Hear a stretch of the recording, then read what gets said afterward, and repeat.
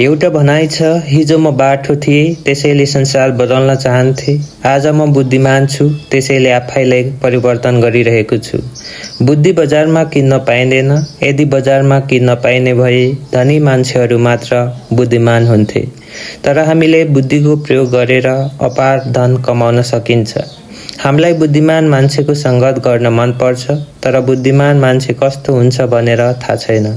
हामीलाई धेरै पैसा कमाउनेलाई पनि बुद्धिमान ठान्छौँ। कहिले राम्रो लुगा लगाउनेलाई पनि बुद्धिमान जस्तो देख्छौँ। त्यस्तै फलोवर्स धेरै छन् भने पनि बुद्धिमान ठान्छौँ। बुद्धिमान मान्छे कस्तो हुन्छ भनेर ठ्याक्कै छुट्याउन सक्दैनौँ। यसको प्रमुख कारण यो पनि हो कि बुद्धिमान मान्छेले म बुद्धिमान मान्छे हो भनेर कहिल्यै भन्दैन। त्यसैले बुद्धिमान मान्छेको 6 गुणहरू बताउन गइरहेको छु। नम्बर 1, बुद्धिमान मान्छे एक्लै रहन मन पराउँछ। अरू मान्छेभन्दा बढी एक्लै रहन्छ।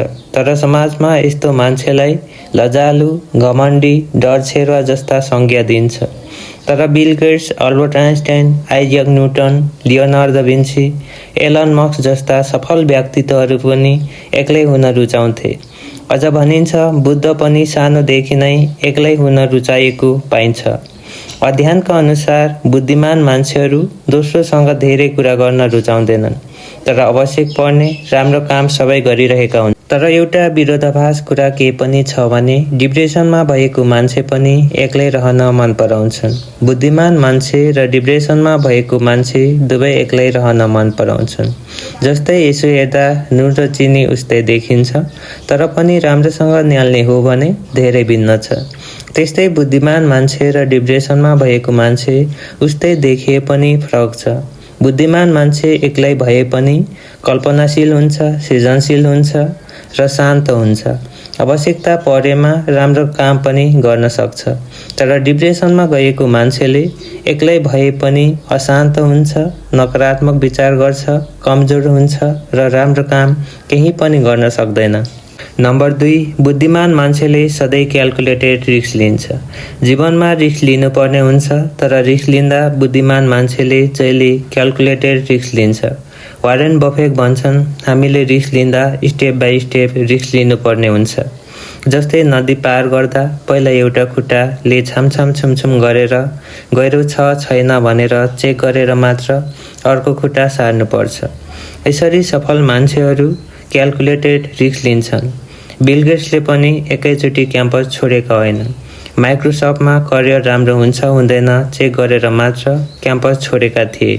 नम्बर 3, बुद्धिमान मान्छेहरू सबैभन्दा बढी सेल्फ टक गर्छन्। एउटा खोज अनुसार बुद्धिमान मान्छे सबैभन्दा बढी आफैसँग कुरा गर्छ। सेल्फ टकको अर्थ आफैले प्रश्न र उत्तर दिने गर्छ। यसरी कुरा गर्दा 3 फाइदा हुन्छ। पहिलो फाइदा, सेल्फ टक गर्दा आफ्नो मेमोरी तेज हुन्छ, सम्झिने शक्ति वृद्धि हुन्छ। यसरी सेल्फ टक गर्दा कुनै पनि कुराको सत्य सजिलै पत्ता लाग्छ। तेस्रो फाइदा भनेको बाहिरी कुराले हल्लाले डिस्टर्ब गर्दैन, आफ्नो रुचि भएको विषयमा चिन्तनमा डुब्छ। एलन मस्क, आइन्स्टाइन लगायत थुप्रै सफल व्यक्तिहरूमा यस्तो गुण भएको बताइन्छ। नम्बर 4, क्वान्टिटीबाट नै क्वालिटीतिर अगाडि बढ्छन्। बुद्धिमान मान्छेहरू हरेक समय सही कार्य गर्दैनन्। एकदमै धेरै मिस्टेकबाट नै सही कुरा पत्ता लगाउँछन्। थोमस एल्वा एडिसन 10,000 पटक मिस्टेकबाट नै बिजुली बल्ब बनाउन सफल भएका हुन्। शेक्सपियरले पनि सामान्य कृतिहरू एकदमै धेरै लेखेका थिए। सामान्यबाट नै राम्रो कृति लेख्न सफल भएका थिए। अल्बर्ट आइन्स्टाइनले उसको कर्मचारीलाई भनेका थिए, मलाई एउटा ठुलो डस्टबिन ल्याइदिनु, म एकदमै धेरै मिस्टेक गर्छु, मिस्टेक भएको कागज फाल्नुपर्छ। यसरी हेर्दा बुद्धिमान मान्छेहरूले एकैपटक क्वालिटीमा प्रवेश गरेका होइनन्। सामान्य सृजनाको क्वान्टिटी सङ्ख्या बढाएर नै क्वालिटीसम्म पुग्छन्। क्वालिटी ल्याउनको लागि क्वान्टिटी आवश्यक हुन्छ। नम्बर 5, बुद्धिमान मान्छेहरू एकदमै धेरै सोच्ने गर्छन्। बुद्धिमान मान्छेहरूको दिमाग एकदमै तेज हुन्छ, केही न केही सोचिरहेकै हुन्छ, तर नकारात्मक कुरा होइन, सकारात्मक कुरा धेरै सोच्छन्। डिप्रेसनमा भएको मान्छेले पनि धेरै सोच्ने गर्छन्, तर डिप्रेसनमा भएको मान्छेले नकारात्मक कुरा मात्रै धेरै सोच्छन्। बुद्धिमान मान्छेले धेरै सोच्छन् तर सकारात्मक कुरा सोच्छन्। बुद्धिमान मान्छेहरू धेरै सोच्ने भएर नै कहिलेकाहीँ नकारात्मक सोच्छन् र अलिअलि दुखी हुन पुग्छन्, तर डिप्रेसनमा भएको जस्तो सधैँ नकारात्मक सोच्दैनन् र सधैँ दुखी हुँदैनन्। Number 6, good procrastination. कामको टाल्ने बानी एक असफलताको कारण मानिन्छ, तर अल्छी लागेर काम टाल्नु र राम्रो बनाउनको लागि काम टाल्नु बेग्लै कुरा हो। बुद्धिमान मान्छेहरू अझ राम्रो बनाउनको लागि कामको टाल्ने गर्छन्, तर असफल मान्छेहरू अल्छी मानेर कामको टाल्ने गर्छन्।